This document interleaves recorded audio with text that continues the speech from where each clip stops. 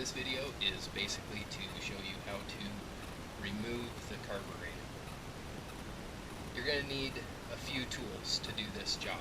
You're going to need a Phillips head screwdriver and a 10mm socket wrench.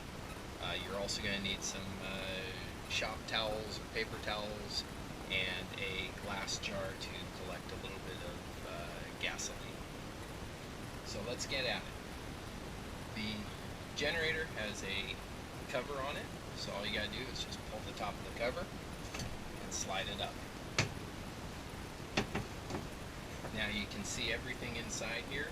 I've got my circuit breakers flipped over off. I'm not going to be using them right now, but you've got your air filter here. Your carburetor is back behind this air filter. In order to get to the carburetor, first you're going to have to remove the air filter. To remove the air filter, you just open up the filter box. You've got 3 clips. Undo those 3 clips. Slide the cover off. I just set it up off to the side, and now you've got your air filter.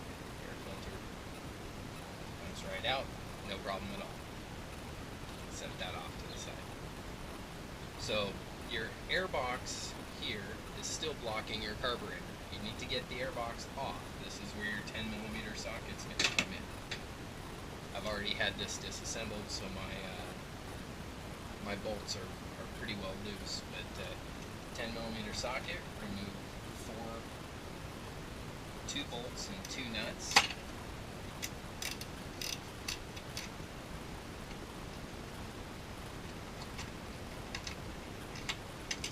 Keep those off to the side.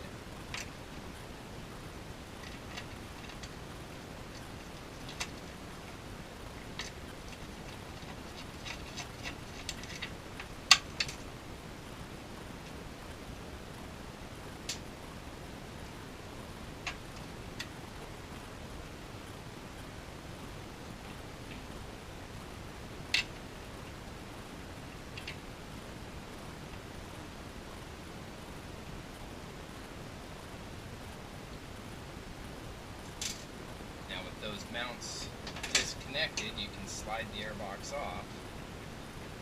There's a tube down here that is connected, so you're going to need to work it a little bit to get it out. Now that it's out, you can set it up off to the side. Careful not to ruin the gasket here. This is a gasket between the carburetor and the air box. You can see that it's identified for you, so you want to slide that off and keep that in a safe place. You do not want to ruin that one. Now you have access into the carburetor. You've got your fuel line coming in. I've already cut my clamp that was holding it on. Onan puts a nice permanent clamp on there, but you can cut that metal strip off. And I just put a standard hose clamp on it. This one's a little oversized, but that's what I had at the time, so I'll have to redo that one. You got your carburetor here. You have a couple of other connections besides the fuel connection.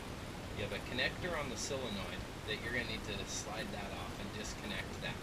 You also have 2 connections over here. You want to make sure that you identify which one's going to go to which.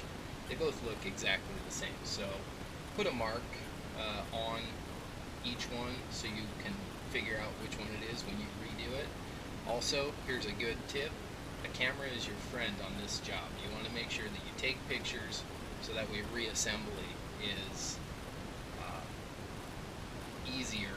If you have any questions, you can go back to your photos. So as you can see, I've got a couple of marks, different marks on these, so I know which one goes where. You got those 4 connections. As you slide the carburetor out, before you completely remove it, you want to make sure that this bowl here on the carburetor is full of fuel. This screw here is a drain plug. This is where you're going to take your container and your Phillips head screwdriver, and you basically want to get your container under there and loosen this Phillips head screwdriver. That will allow that bowl to drain. Mine's already empty because I just put it back together. So after you drain it, retighten that screw back up.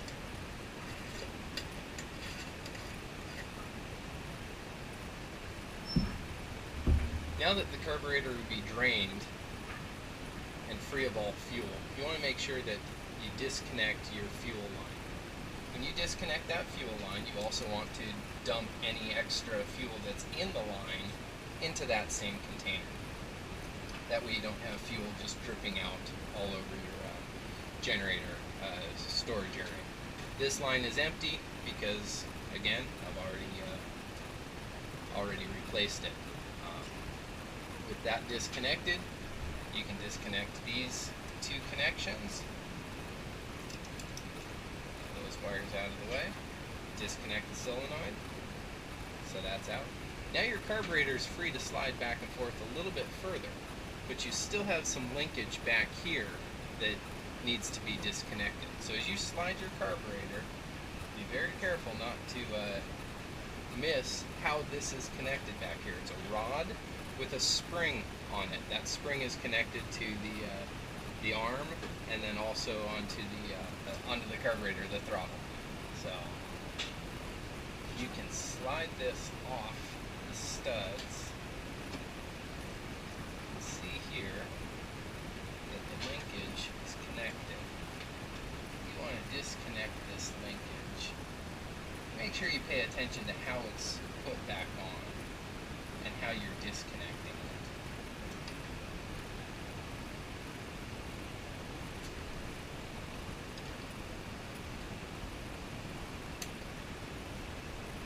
So you can see here, this piece actually goes back onto the arm of the blue piece. But this goes in, and that controls your throttle. So once that's disconnected, I'm going to go ahead and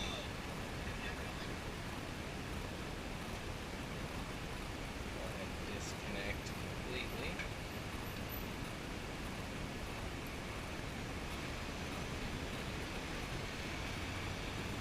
So there's your carburetor. You can see it's pretty clean. There's a little bit of mark on it, but it is pretty clean. Now that you've got everything disassembled, you can look into it and see where you need to get some of your cleaner in, or whatever else you need to do. In order to rebuild the carburetor, this video won't go into it, but what I noticed when I disassembled mine is when you disassemble this screw here, or this nut here, take the solenoid out, this will unthread, and the whole bowl comes apart, and you have full access to the rest of that. You also have 3 Phillips head screws up here, and there's a gasket with electronics inside there. You want to be very careful if you get into this to not ruin any of those gaskets or seals. There's also a seal underneath the bowl where that connects. Your altitude adjustment. You also want to make sure you know where that altitude adjustment has been set. I put a mark on mine.